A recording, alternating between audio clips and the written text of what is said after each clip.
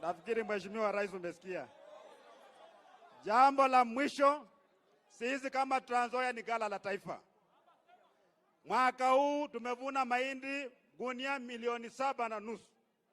Na tunakushukuru Rais kwa sababu tuletea mbolea na mimi nikapatia watu yetu mbegu bila malipo. Silikuwa hivyo?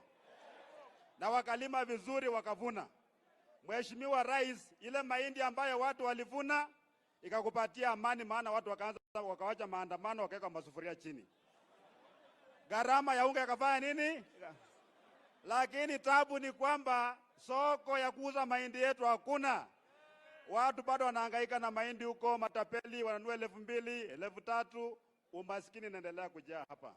Kama ingekuwa na njia ya kustabilize bei ya mahindi vile kahawa imefanyika, ili ukienda kulima unajua kwamba mwaka huu navuna mahindi gunia moja ni 5,000, unaenda kwa soko ukijua kwamba unaenda kufanya biashara kwa shamba.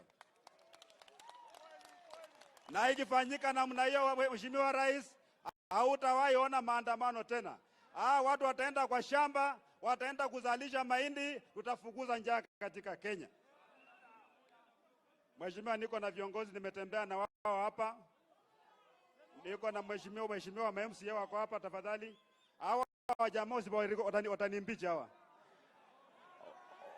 Wacha wakuja Mheshimiwa Deputy Speaker, Leader of Majority.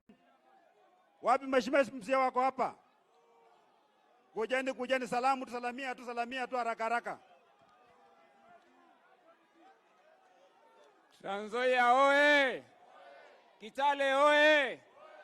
Mheshimiwa Rais, kwa niaba ya vijana wa Kenya na vijana wa Trans Nzoia, tungependa kukupongeza sana and appreciate the fact that you sat down with your MPs na ukabadilisha ile sheria ya CDF, ukahakikisha kwamba mambo ya online jobs inapatikana kwa CDF. Mheshimiwa Rais, Mwenyezi Mungu akubariki sana. Na pia tungependa kushukuru Rais kwa sababu waziri wa health anatoka Trans Nzoia. Chairman wa Health National Assembly anatoka Trans Nzoia. PS wa Health anatoka Trans Nzoia.